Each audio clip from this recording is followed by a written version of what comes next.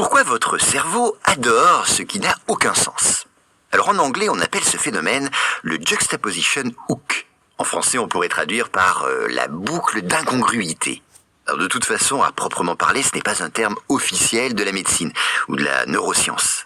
C'est plutôt une expression qu'on utilise de manière générale pour désigner un mécanisme très réel du cerveau, à savoir notre attirance pour les contrastes forts et inattendus. Alors, ça paraît assez complexe ici, mais l'idée est très simple. La voici. Lorsque deux éléments très différents, voire opposés, sont placés côte à côte, notre cerveau réagit immédiatement.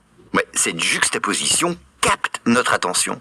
Et si vous vous demandez pourquoi, c'est parce que notre système cognitif est conçu pour détecter les anomalies. Mais alors du point de vue cérébral, que se passe-t-il exactement? Eh bien d'abord, il y a ce qu'on appelle la détection de nouveautés. Cela veut dire que notre cerveau, notamment via l'hippocampe, compare en permanence ce qu'il perçoit avec ce qu'il attend.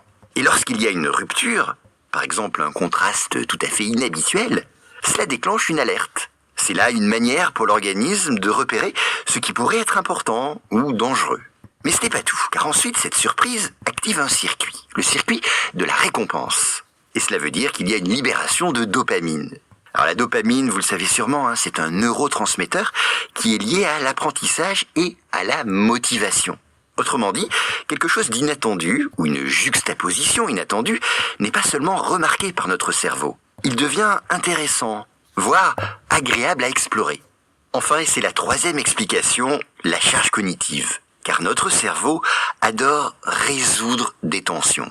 Ainsi, quand il perçoit deux éléments qui ne vont pas du tout ensemble, par exemple une image douce qui est accompagnée d'un message inquiétant, eh bien il cherche à comprendre. Il génère donc un engagement immédiat dans cette petite énigme. Mais attention, il faut quand même nuancer puisque trop de contraste entre deux idées, deux images ou deux formules peut produire l'effet inverse. Si l'incohérence est beaucoup trop forte, votre cerveau va décrocher. Donc le fameux hook fonctionnera quand il y aura un équilibre, c'est-à-dire assez de surprises pour intriguer, mais suffisamment quand même de cohérence pour être compréhensible. Voilà donc en résumé, le juxtaposition hook, ce n'est pas une structure anatomique du cerveau, c'est une stratégie qui en exploite des mécanismes. Je vous l'ai dit, la détection de nouveautés, la recherche de sens et le circuit de la récompense. Et c'est donc une manière très efficace de capter l'attention.